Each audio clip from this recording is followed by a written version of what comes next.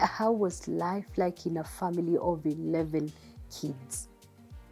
Now, during those days, it was during the colonial days, Yes.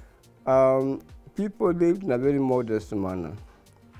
You may be surprised, my father was earning 40 shillings per month. And he was able to give us education on the 40 shillings. Yes. That means that he denied himself very much a lot of things and so on. My mother was the one who looked after the shamba from which we got food to eat and etc. Yeah, but somehow, although the father was not getting very much money, but we lived a happy life. The life was quite happy. We were able to play around on the grounds in the village, and we were able to interact with other children very easily and so on. We would, for instance, eat in one house, and then we move on to another house, we eat there also. Yeah, it was a very friendly community. Some of the memories you have from the childhood. And life was very peaceful. Yes. Yes, and then sometimes we would go and climb with the hill, Kimigini Hill. And probably I should mention that this hill that I would refer to called Kimigini had gold. And the company was a British company, yes, which was called Kerebe Company Limited. They were mining gold in this village, in Kimigini.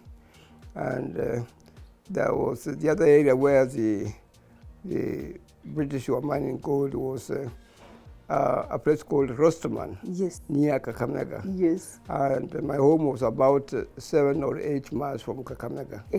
Yeah, so there was a lot of gold mining in the area. Yeah, unfortunately, the gold mining seems to have subsided very much. Yeah, but I think that with the proper organization, there is still gold in that area. I know you are one senior counsel in this country and someone who has practiced. But before we get to that, what inspired you to study law?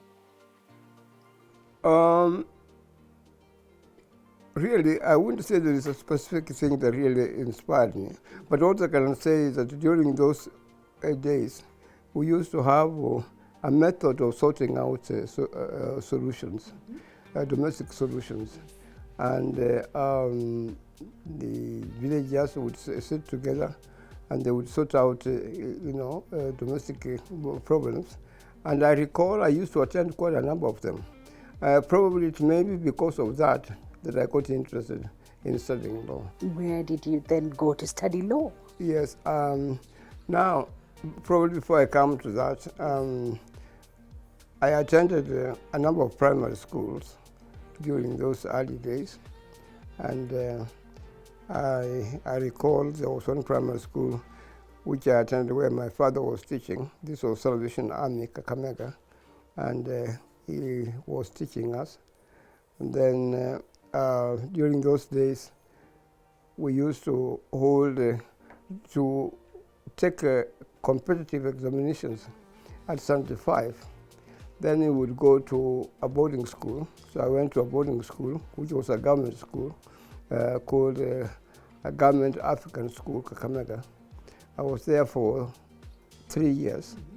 Yeah, during those days, it was standard 6. Standard 7 was referred to as Form 1.